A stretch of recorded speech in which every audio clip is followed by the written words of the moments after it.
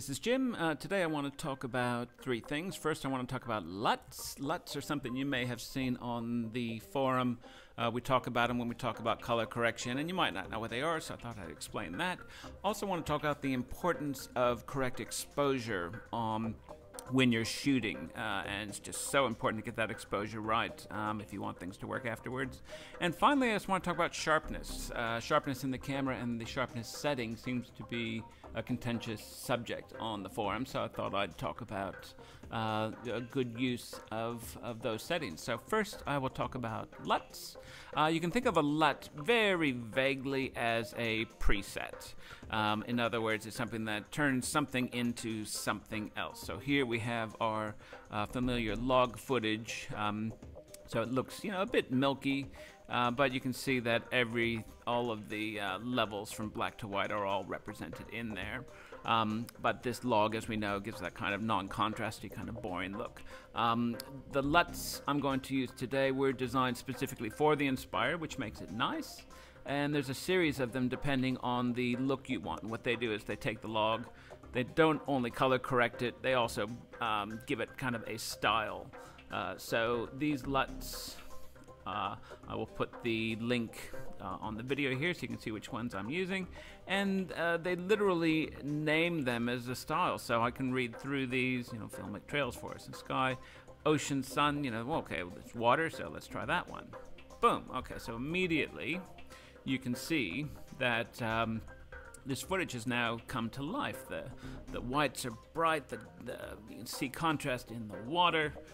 Suddenly, just by applying that LUT, the footage now looks pretty good. And you might say, okay, well that's it, magic accomplished, and that's fine. If you like the look, that's great. But often a LUT is just a starting point. We might want to fine-tune this. Again, it's important to bring up the scope so you can see. And don't be afraid of these scopes. They look very scary and technical, but if you kind of look at the parade, you can see each color: red, green, and blue. You have white up here, you have black down here, and the goal is to kind of use as much of this space as you can without going over. So down here in the color wheels, I might bring up the lows, which you can see them raising, just so we're not kind of really challenging that 0 point.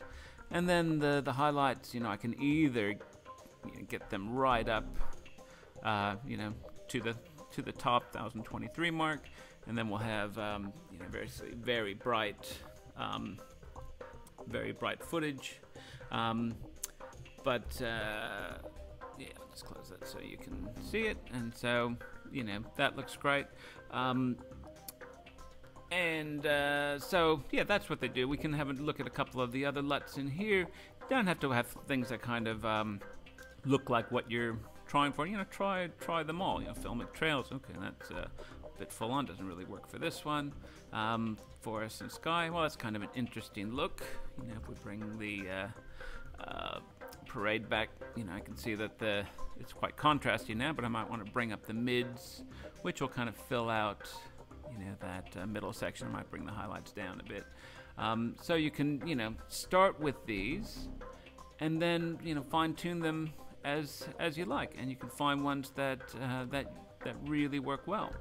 I think that first one we had, that ocean sun, I think that was kind of a good one for this.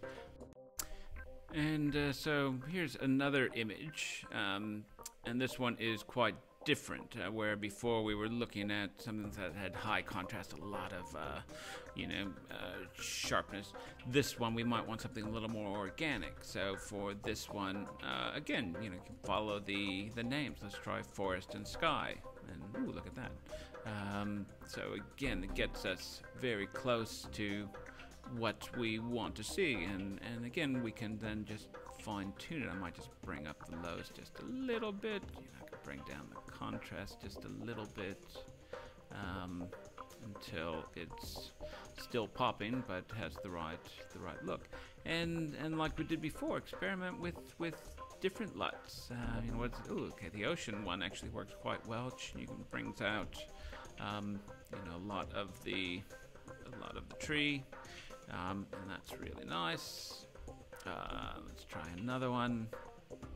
Frozen trees. Okay, so that's a little more of a wintry look. You know, it's very cold, so you can use it for different effects.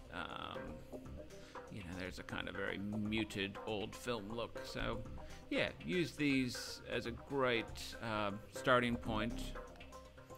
And yeah, LUTs are very, very useful. And like I said, you know, just with one button, you can really just bring your footage to life.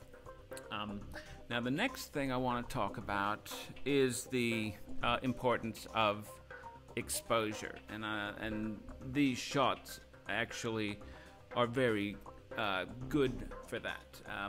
You know, here we have a lot of contrast. You have the really darks of the water. You have the highlights, specular highlights on the water. You have white boats. The important thing is here, even with the LUT, notice you can see a lot of detail in the whites. You know, here you can see it's white, goes a little bit of gray. You can see all of the shadows and detail all throughout all of these whites. That's very important, and that's why you have to be careful not to blow them out. If I go to the next clip, which kind of at first glance looks very similar, but if I were to put that same color correction on, you'll notice very quickly that it's not similar at all. So even if I try and make it look the same, look at the boats now. There's no detail in the whites at all. It's completely gone. And because it was shot that way, it was shot overexposed, there's no way to ever get them back. You can even see here in the waveform that, you know, it's just kind of a brick wall at the top here. And there's just, you know, I can bring those down and it doesn't matter because all that detail is gone completely. So I can't emphasize enough, you know, using the histogram, use the overexposure meters, because the difference between you know, this shot and this shot is night and day, and we'll never get that detail back. So that's what I wanted to talk about when it comes to exposure. Now, the last thing I want to talk about is sharpness. Now, there are various reasons to use a different sharpness setting depending on your shot. You might have a shot that looks like this. It has a lot of detail. You really want to kind of see every nuance, a lot of contrast in there, and you just want to see it very sharp. So on this shot, I used 0 setting. I didn't change it from the default at all. Now on some other shots, like this one for example, I wanted it to be soft on purpose. It's a nature shot. I wanted everything to have almost a hazy feel to it.